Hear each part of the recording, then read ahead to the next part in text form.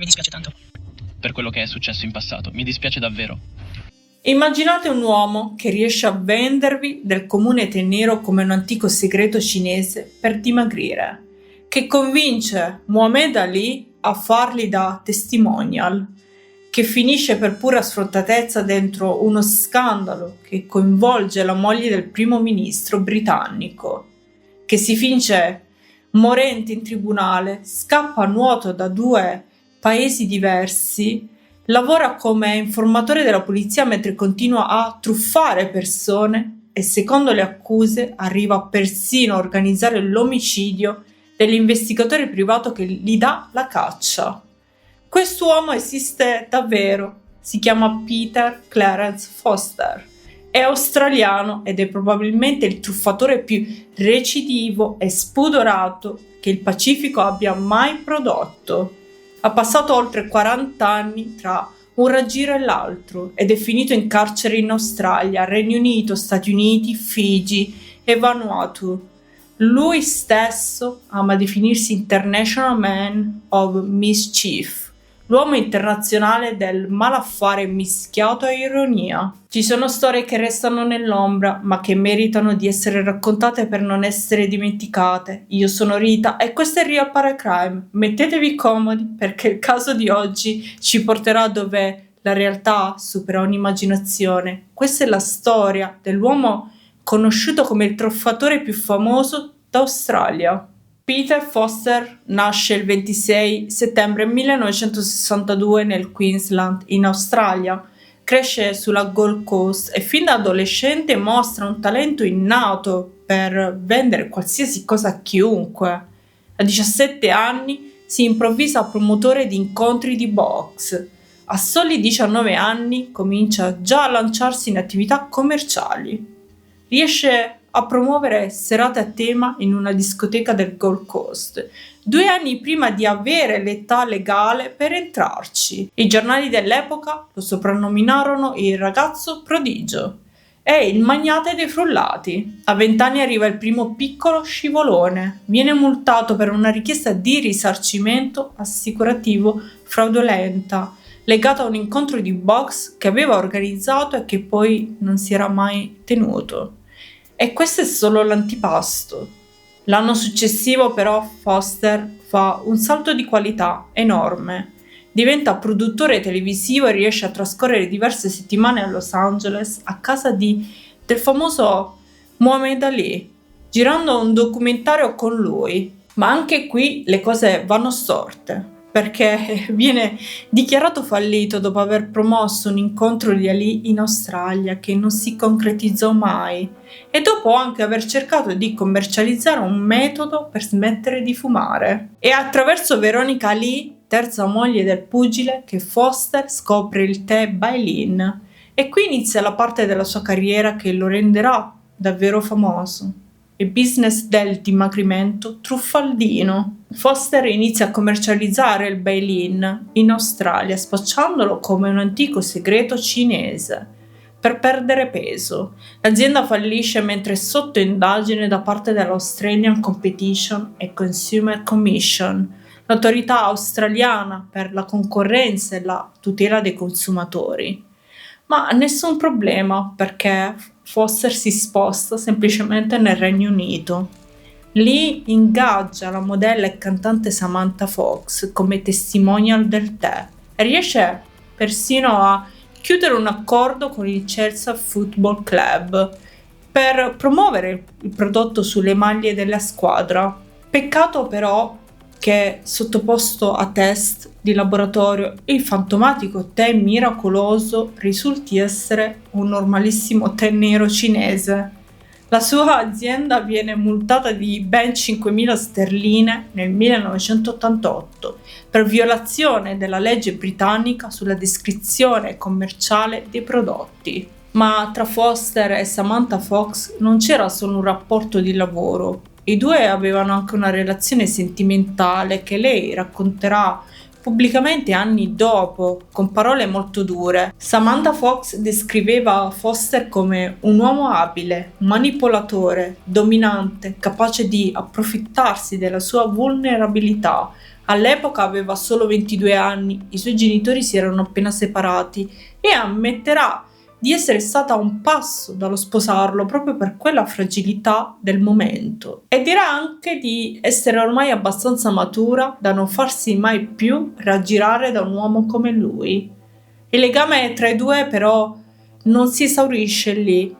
Anni più tardi Foster le propose di realizzare insieme un film sulla loro storia, un progetto che, conoscendo il personaggio, avrebbe probabilmente trasformato ancora una volta la propria vicenda personale in un'occasione di visibilità e guadagno.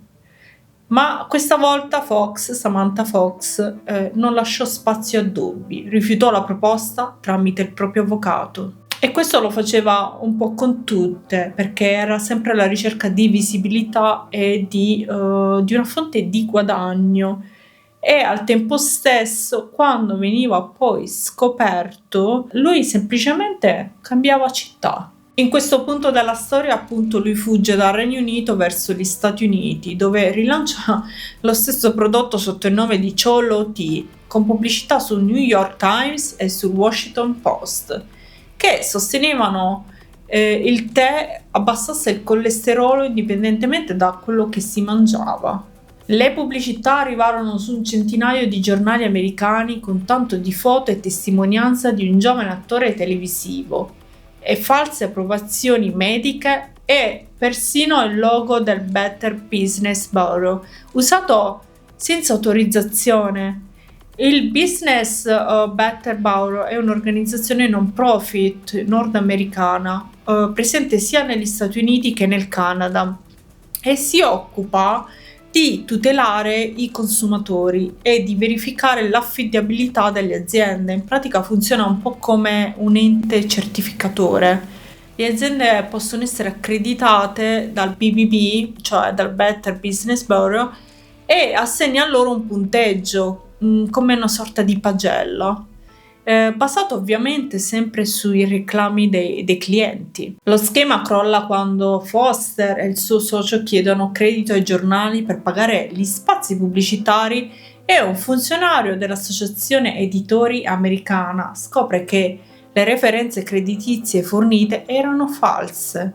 Le sue affermazioni fraudolente sul colesterolo gli costarono una condanna per associazione a delinquere finalizzata al furto aggravato e qui sconta 4 mesi in un carcere di Los Angeles. Nel 1994 Foster torna in Inghilterra e viene multato di 21.000 sterline più 8.000 di spese legali per la vecchia storia del tè Bailin. Nel 1996 finisce di nuovo in carcere, questa volta per la vendita di granuli dimagranti con descrizione ingannevole. 9 mesi dopo, durante un permesso da un carcere aperto, scompare semplicemente e riappare in Australia con un passaporto falso. Una volta rientrato, l'autorità australiana per la concorrenza e la tutela dei consumatori lo denuncia per aver commercializzato in modo fraudolento Biometrics, un trattamento per assodare le cosce. Viene multato quindi di $15.000 e costretto a impegnarsi a non fare più dichiarazioni sugli effetti terapeutici del prodotto. Poco dopo finisce in carcere per altri 5 mesi per aver nascosto informazioni alla Commissione Titoli e Investimenti australiana. Nel frattempo viene arrestato in Australia sulla base di un mandato di estradizione britannico, ma scappa mentre è a piede libero su cauzione e viene ripreso nel febbraio 1998. Passa oltre 18 mesi in un carcere di Brisbane a combattere contro l'estradizione, sostenendo che la sua vita sarebbe stata in pericolo se fosse tornato in Regno Unito, perché in passato aveva fatto da informatore contro alcuni agenti penitenziari corrotti. Ed è qui che emerge un lato inaspettato della sua doppia vita.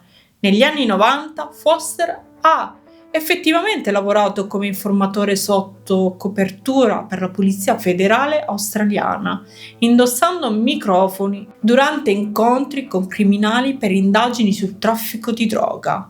Foster raccontò che a spingerlo fu la dipendenza da droghe di sua sorella, che aveva devastato la sua famiglia. Un criminologo commentò il suo caso e osservò che i truffatori spesso collaborano con queste certe situazioni con la polizia proprio perché per essere poi aiutati dopo in caso venissero arrestati. Quindi aveva ovviamente dei secondi fini su quello che lui faceva. Alla fine viene comunque rimpatriato lo stesso in Inghilterra, dove nel 2000 viene condannato a 33 mesi di carcere per aver usato documenti falsi per ottenere credito per un'azienda che vendeva creme dimagranti per le cosce. Un giudice, congedandolo, gli disse senza troppi complimenti che prima se ne andava dal paese meglio era per loro, ecco, perché questo truffava da tutte le parti, quindi non lo volevano in Inghilterra. Torniamo ora al momento più clamoroso della carriera di Foster, lo scandalo passato alla storia come Sherrygate, che è un gioco di parole tra Sherry, Blair e Watergate, il celebre scandalo politico americano. Foster, tornato in Australia, si trasferisce alle Figi, dove nel 2001 si getta a capofitto nella politica locale, investendo oltre $1 milione figiani nel New Labour Unity Party, una scissione del Fiji Labour Party. Praticamente diventa direttore della campagna elettorale di Tupeni Baba, ex vice primo ministro, che Foster aveva definito pubblicamente Nelson Mandela del Pacifico del Sud. Ma è nel 2002, tra Regno Unito e Irlanda, che Foster mette a segno il colpo che lo renderà internazionalmente famoso. Non per una truffa vera e propria, ma per le sue conoscenze altolocate. Foster aiuta Cherie Blair, moglie dell'allora primo ministro britannico Tony Blair, ad acquistare 2 appartamenti a Bristol a un prezzo super scontato. Quando la vicenda diventa pubblica, Cherie Blair cerca subito di prendere le distanze da lui, dichiarando pubblicamente di non essere stata coinvolta nell'affare. Ma il Daily Mail pubblica delle email che raccontano un'altra storia. In una di queste, Cherie Blair descrive Foster come una star e scrive che siamo sulla stessa lunghezza d'onda. Blair è costretta poi a scusarsi pubblicamente attribuendo il proprio infortunio alle pressioni della vita familiare e alla maternità. Foster, colpo su colpo, rincara la dose con i media e raccontò di aver festeggiato il Natale proprio con la famiglia Blair e di essere stato ospite alla residenza dell'allora primo ministro britannico la notte del suo 40° compleanno. E nell'episodio forse più surreale di tutta la sua vicenda, dichiara in un'intervista televisiva del 2004 al programma Enough Rope, cioè letteralmente corda a sufficienza, un talk show australiano condotto dal giornalista Andrew Denton, di credere che la sua compagna fosse incinta di un figlio di Tony Blair, frutto di una relazione extraconiugale segreta. Il quotidiano The Times indaga e definisce l'intera storia un catalogo di errori e incongruenze e un elaborato imbroglio. Carol Kaplan, la compagna di Foster all'epoca, liquidò la vicenda dicendo che si trattava solo dell'ennesimo modo di Peter per attirare attenzione, definendolo un fantasista, le cui storie assurde non meritano alcuna credibilità. Blair, nelle sue scuse pubbliche, dichiara di aver incontrato Foster una sola volta, per meno di 5 minuti. Durante lo scandalo, Foster viene anche registrato di nascosto dal tabloid The Sun mentre istruisce sua madre su cosa dire ai giornalisti riguardo a una visita alla residenza dell'allora primo ministro britannico, che in realtà non era mai avvenuta. Ironia della sorte, sarà proprio Foster a vincere anni dopo un ricorso contro The Sun davanti alla Press Complaint Commission britannica, che condannò il giornale per una delle forme più gravi di intrusione fisica nella privacy per aver pubblicato le trascrizioni di quelle telefonate private con sua madre. Nel bel mezzo dello scandalo, con la sua sfrontatezza che lo contraddistingue, Foster rilascia una dichiarazione in cui afferma che nessuno aveva mai perso denaro attraverso le sue attività imprenditoriali. Una frase che il giornalista Malcolm Brown smentirà pubblicamente, ricordando che migliaia di persone erano invece rimaste finanziariamente rovinate dai suoi schemi. Dopo il Sherrygate, Foster viene deportato dall'Irlanda in Australia nel 2003 e l'autorità australiana per la concorrenza e la tutela dei consumatori comincia a congelargli i beni per un'indagine sulla Chase Corporation che vendeva pillole dimagranti false chiamate Trimit, sostenendo fossero il 700% più efficaci della concorrenza. Lo schema frutta almeno $1 milione da 70 persone ognuna, disposte a pagare fino a $42.000 per i diritti di distribuzione. Nel 2005 la Corte federale australiana lo condanna insieme all'azienda e gli vieta per 5 anni qualsiasi coinvolgimento nel settore della cosmesi, del benessere o del dimagrimento. Ma Foster cosa fa? Tanto per cambiare, torna alle Figi, tardi nel 2005, ottenendo un permesso di lavoro grazie a un certificato di fedina penale falsificato. Si assicura la locazione di una proprietà a fronte mare a Champagne Beach, sulle isole Yasawa, cercando investitori per sviluppare un resort. E nel frattempo cosa fa? Diffama un progetto turistico rivale, creando falsi siti web che lo dipingevano come un covo di pedofili. E Foster non si ferma qui. Nel 2006 si ritrova coinvolto anche in un colpo di stato militare alle Figi.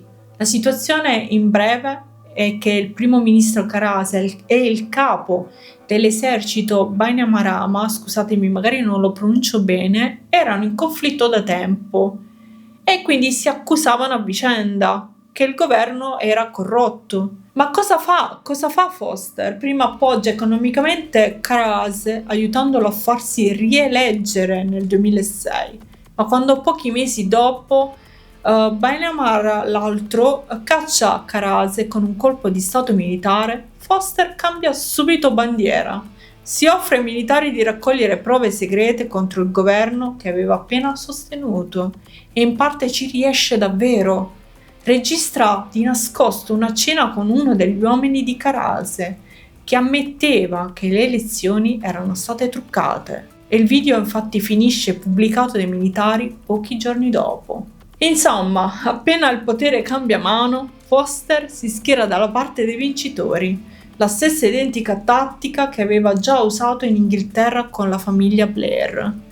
Quando la polizia figiana rifiuta di lasciarlo andare in cambio della caduta delle accuse per immigrazione irregolare, Foster tenta letteralmente la fuga, si spoglia fino alle mutande e si tuffa in un fiume per sfuggire agli agenti, riportando una ferita alla testa contro l'elica di una barca.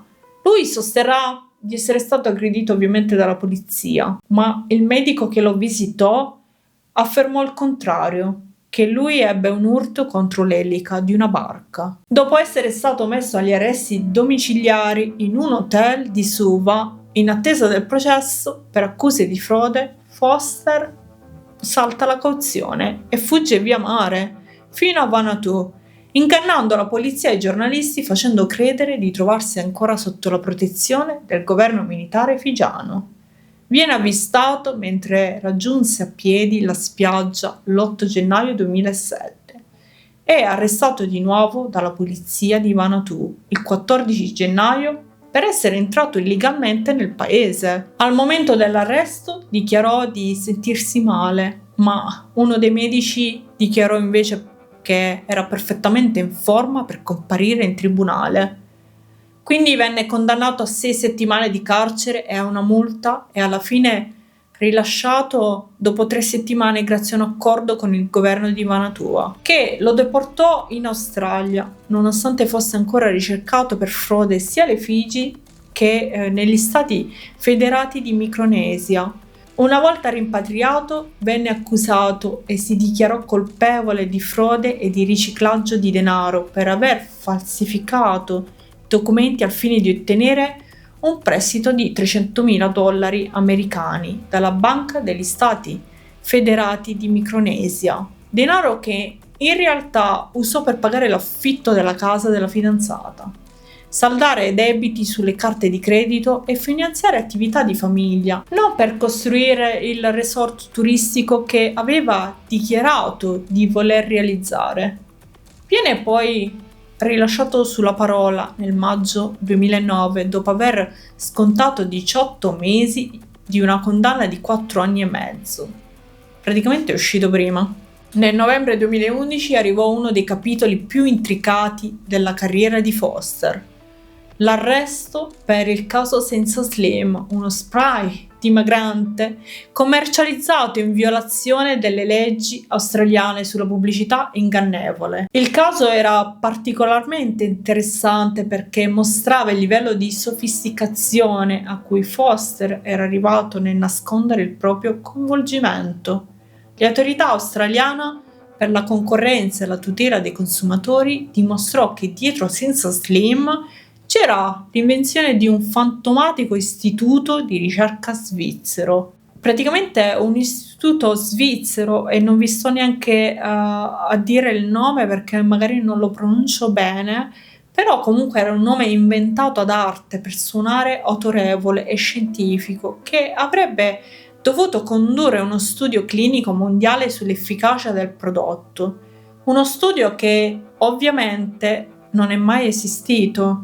I direttori di Senza Slim nascosero deliberatamente il coinvolgimento di Foster agli investitori, sapendo perfettamente che la sua reputazione da truffatore avrebbe allontanato chiunque dall'affare. Foster utilizzò persino un pseudonimo, IMOM, International Man of Mischief, letteralmente uomo internazionale del malaffare, della Marachella, un soprannome scherzoso che Foster si era dato da solo per descrivere la propria immagine pubblica di simpatico furfante, per identificarsi in una tabella interna che documentava lo sviluppo del business, oltre che come nome nella sua stessa rubrica telefonica. In tribunale negò di aver creato lui quella tabella, sostenendo che il soprannome si riferisse a un ex socio in affari. Nel 2013 la Corte federale australiana lo trovò colpevole di oltraggio alla Corte per aver violato il divieto nel 2005 riguardante il settore dimagrante e lo condanna a 3 anni di carcere. Foster però si era reso irreperibile e il processo si svolse quindi senza che lui fosse fisicamente presente in aula. Arrivò persino a inviare a un giornale di Sydney delle foto di se stesso mentre teneva in mano un quotidiano figiano, nel tentativo di far credere di essere fuggito alle Figi. E a febbraio 2014 venne emesso un avviso Interpol per la sua estradizione in Australia. Venne infine arrestato vicino a Byron Bay nell'ottobre del 2014 mentre gestiva sotto falsa identità, usando un altro nome, Mark Hughes, un nuovo schema di scommesse sportive chiamato Sports Trading Club, che aveva già raccolto quasi 400 denunce all'ufficio commercio equo del Queensland, promettendo un rendimento del 1350% in 8 mesi. Questa azienda risultava intestata sulla carta a suo nipote tramite una società con sede a Hong Kong. Nel dicembre 2015, mentre ancora sotto inchiesta, emerge qualcosa di molto più grave di tutta la sua carriera. La polizia australiana iniziò a indagare sull'ipotesi che Foster tentò di assoldare un sicario per uccidere Glenn Gamble, investigatore privato che da anni lo seguiva e seguiva le vittime delle sue truffe e che secondo le indagini aveva scoperto i proventi del suo ultimo schema fraudolento. Le abitazioni della madre di Foster e di una proprietà a Byron Bay vennero perquisite e i telefoni sequestrati. anche se non emergono elementi che colleghino la madre alla vicenda. Nel maggio 2016 arrivò un'altra condanna definitiva per il caso Senza Slim e una multa di $660.000 australiani e un divieto permanente dall'essere amministratore di società e dall'avere qualsiasi attività nei settori dimagranti o della salute. Il giudice della Corte federale David Yates lo descrisse con parole che restarono scolpite nella sua biografia pubblica. Lo definì oltre ogni redenzione, aggiungendo che Foster sfrutta le rettitudini altrui per ingannare e truffare. Nello stesso periodo un altro dettaglio curioso emerse sulla vita finanziaria parallela di Foster: un cavallo da corsa di nome Azkedelia. Nel 2016 questo cavallo vince una gara importante e si porta a casa un premio di $1,5 milioni di dollari australiani. Il problema è che quel cavallo era stato comprato nel 2014 con i soldi della truffa Sports Trading Club, cioè con soldi rubati. E per non far scoprire che il vero proprietario fosse lui, Foster aveva intestato quel cavallo ad altre persone, prima a sua nipote e poi a un uomo canadese già condannato per traffico di droga. Erano solo dei prestanome e secondo l'investigatore Ken Gamble tutto questo serviva a nascondere che i soldi e il cavallo fossero in realtà di Foster. Foster continua e nel febbraio 2017 viene arrestato di nuovo sulla Gold Coast e successivamente estradato nel New South Wales in relazione a un presunto schema di scommesse sportive da $2 milioni, legato proprio al vecchio caso Sports Trading Club. Il tribunale gli nega anche la libertà su cauzione, ritenendolo un rischio di fuga inaccettabile. Decisione confermata anche in appello. E nel gennaio 2018 venne dichiarato fallito per non aver pagato le spese legali dovute all'autorità australiana per la concorrenza e la tutela dei consumatori. Poco dopo, in un episodio quasi surreale rispetto al resto della sua storia, un giudice di Brisbane lo obbligò a testimoniare nel processo per omicidio a carico di John Chardon, accusato di aver ucciso la moglie, Novi Chardon. Foster dichiarò che John Chardon gli avrebbe confessato di averla colpita alla schiena con un'arma da fuoco perché lei intendeva divorziare e di aver poi zavorrato il corpo per farlo disperdere in mare. Nell'agosto 2020 venne arrestato ancora su una spiaggia di Port Douglas, nel Queensland.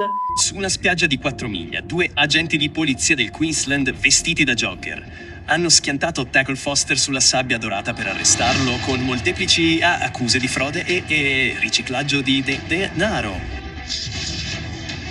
Questo arresto segna un altro sensazionale capitolo nella vita e nei crimini del 57enne Peter Clarence Foster, che è stato tenacemente inseguito per l'ultimo decennio dall'investigatore antifrode Ken Gamble. Forza! Ci è voluto un po' per trovarti, Peter. Questa volta per una truffa completamente diversa dalla precedente.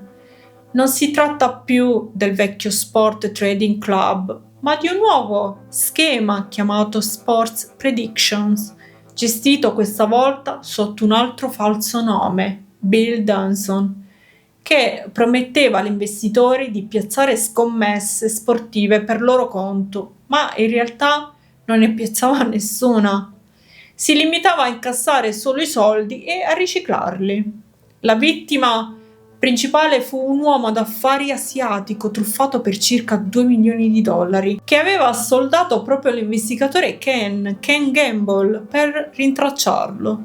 Nel maggio 2021 venne emesso un nuovo mandato di arresto dopo che non si presentò in tribunale a Sydney e venne infine ripreso nel dicembre 2021 in Victoria, dopo 6 mesi di latitanza. L'ultimo capitolo pubblicamente documentato della sua vicenda giudiziaria risale al maggio 2022. Foster ottiene la libertà su cauzione dopo essere stato accusato di aver truffato un pilota di Hong Kong per circa 2 milioni di dollari australiani in Bitcoin. Le condizioni della cauzione lo obbligavano a vivere con la sorella e a non allontanarsi per più di 50 km dalla propria residenza e a indossare un braccialetto elettronico alla caviglia. Quello che colpisce ripercorrendo 40 anni di carriera criminale di Peter Foster non è solo la quantità di truffe messe a segno, ma la coerenza dello schema. Individuare un prodotto o un'occasione plausibile, un tè dimagrante, uno spray miracoloso, un sistema di scommesse infallibile, un investimento immobiliare scontato. Costruirci intorno una facciata di credibilità fatta di falsi studi scientifici e testimonial famosi, documentazioni anche contraffatte, incassare il più possibile e sparire non appena le autorità iniziano a fiutare l'inganno, spostandosi di città in città e ricominciare da capo. Le sue stesse vittime, secondo chi ha seguito da vicino i suoi processi, erano per lo più persone di reddito medio, rovinate finanziariamente dai suoi schemi. Un dettaglio che stride fortemente con l'immagine mediatica di Foster come simpatico furfante da tabloid, l'uomo internazionale del malaffare, che ama definirsi da solo. Quando l'intervistatore australiano Andrew Dayton nel 2004 gli fece notare che continuava a collezionare condanne anche dopo aver dichiarato pubblicamente di aver smesso di commettere reati nel 1994, Foster negò persino di essere un truffatore, dichiarando di non aver mai rubato un centesimo in vita sua e di non mentire mai. Denton rispose con una frase che forse riassumeva meglio di ogni altra la sua intera parabola. Per i colletti bianchi come lui, mentire non è un'abitudine, è un mestiere. Da un tè al gusto di niente venduto come miracolo cinese fino a un cavallo da corsa comprato con i soldi di una truffa milionaria, passando per la residenza dell'allora primo ministro britannico, 3 continenti di arresti e, secondo le accuse, un piano per far uccidere l'uomo che gli dava la caccia. La storia di Peter Foster è quella di un uomo che ha reso l'inganno la propria unica vera professione. Attualmente è alle prese con procedimenti legali e sta portando avanti trattative per trasformare la sua storia, la storia della sua vita, in una serie televisiva. Cari amici del Paragrammi, questo è tutto ciò che ho trovato per quanto riguarda questo caso. Fatemi sapere cosa ne pensate, se lo conoscevate già. Non è un caso molto famoso, però comunque è un caso che ha girato un po' il mondo, quindi non saprei dirvi se qualcuno ne ha già parlato o meno, vi dico la verità, e fatemi sapere cosa ne pensate. Ovviamente è un caso un po' particolare, diciamo che non è un caso ovviamente di crimine, ma comunque un caso in cui ha truffato tantissima gente. Io vi invito ovviamente sempre a fare attenzione anche a ciò che acquistate, perché molte delle cagate che si trovano su internet, insomma, vengono vendute comunque ad un prezzo altissimo, però comunque i benefici non so quanto siano veri, tutto qua.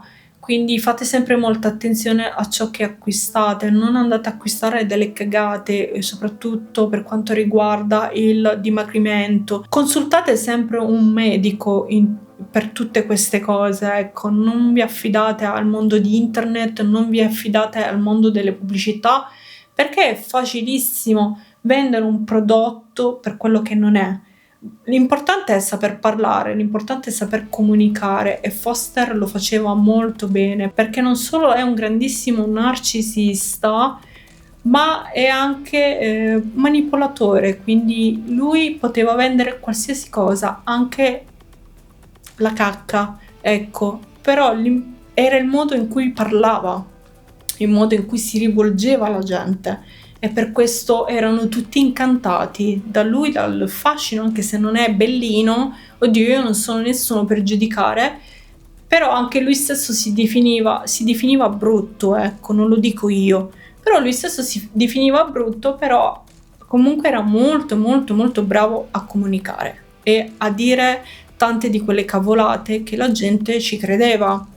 Quindi ragazzi, fate molta attenzione, soprattutto a quelle persone che vogliono vendervi qualcosa e sono molto bravi a parlare, a comunicare e abili manipolatori. Tutto qua. Io vi ringrazio se siete arrivati fino alla fine di questo video, grazie a tutti quelli che si stanno scrivendo, grazie per i bei commenti, sono super felicissima. E cos'altro ragazzi, noi ci vediamo a un prossimo video, ciao!